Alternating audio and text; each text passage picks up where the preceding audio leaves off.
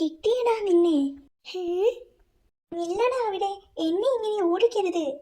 ഏ ശോ. ആ സൂത്രവും പൊട്ടി. സൂത്ര, ഹാ, വരുന്നുണ്ട്.